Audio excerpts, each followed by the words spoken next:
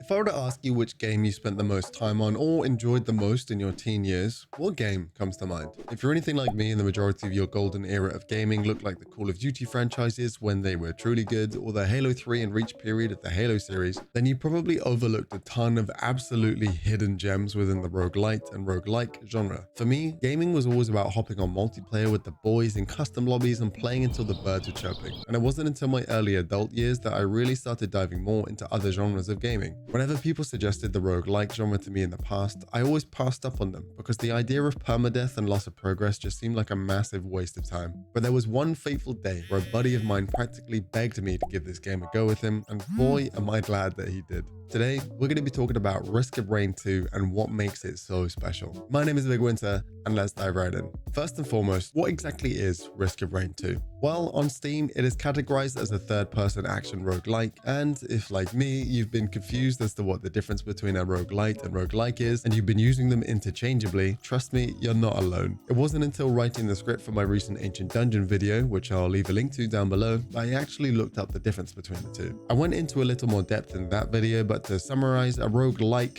has no meta progression. When you die, you're dead. No character upgrades, only access to possible new pickups and items. A roguelite does have character progression, where you can upgrade your character or weapons so the next run will be easier. Risk of Rain 2 is a roguelike, so whilst you cannot upgrade your character directly, by completing challenges and milestones, you will get access to more characters and item pickups to attempt new runs. Speaking of runs, and no, not diarrhea, let's dive into the basics of the gameplay, which I have to say is beyond outstanding. There are 3 alternative game modes, but the primary classic game mode is what we'll talk about mostly today. Classic game mode begins with character selection. There are up to 14 characters to choose from, but you'll only have 3 to begin with. Each character will have a primary and secondary attack, a utility ability, and a special ability. I'd honestly just say experiment and see which one of them you like the most, but Commando is really nice and a simple one to start with. Once you have your character chosen, select from 1 to 3 different difficulties and you'll drop into the first stage. Survive, take out enemies, and grab as many pickup items as you can. In the top right of the screen, you'll notice there is a timer counting app, where the longer you take, the harder the game gets. So ideally, you want to complete each stage as quick as you can whilst balancing how many items you can get. Find the boss teleporter area, summon that boss, defeat it, and charge the teleporter to move to the next stage. Once you've completed 4 stages, you'll have the option to loop for another 4 or take on the final boss. And that's the basics. What I will say is, if that sounds super overwhelming to begin with, trust me, it kind of is. But despite this, I found myself really enjoying this game out of the gates. The gameplay is super fluid, the ability, combat, and movement work really well together, and the art style of the game is phenomenal. Each stage that you visit for the first time, you'll likely find yourself just taking in the scenery as I did. The enemy types are massively varied and offer a huge range of different challenges per stage. And whilst the game has always felt super well optimized for me personally, I would recommend possibly turning down the effects quality and to turn off damage numbers if you're struggling to maintain frames when the game gets crazy, because it does get crazy and it is super exhilarating. The fear that enters your soul when you're last alive on a run that's taken you and your buddies 45 minutes to get to is a rush that I keep coming back for. Yeah, absolute legend, Tom.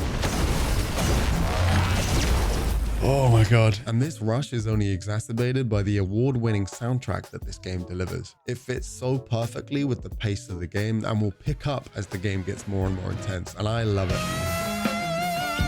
The more you come back, the more you realize that the game has to offer. I've only scratched the surface in this video, but this game can get so incredibly in depth if you want to. You can play this game with up to 4 players and the difficulty will scale accordingly. If you die on a stage but your buddies complete it, don't worry, you'll respawn in the next stage, so all is not lost. With enough experience, you can optimize your character with pickups, or you could lean into the Lunar items, which are a secret set of items and are a bit like a double-edged sword. You could run the high risk or reward strat of entering the void fields for a ton of extra items, or you could just keep looping to see how far you get. Plus, you have the alternative game modes and more difficult modifiers, and even a wave defense mode if you prefer it. I genuinely think this game has something to offer for everyone, even if you're not a massive fan of the rogue genres. Regardless of how you could play this game, I wholeheartedly recommend giving it a go. The game is about £20 on Steam as of this recording, which is pretty good in this day and age of £70 titles. Hoppo Games are constantly working on the game too, to bring out new DLC and content, as this is most definitely a labor of love game to them, and it really shows. I hope you enjoyed this video. Let me know if you've played before or if you're going to give it a try. Thank you for watching. Let me know which game you'd like to see next on the channel,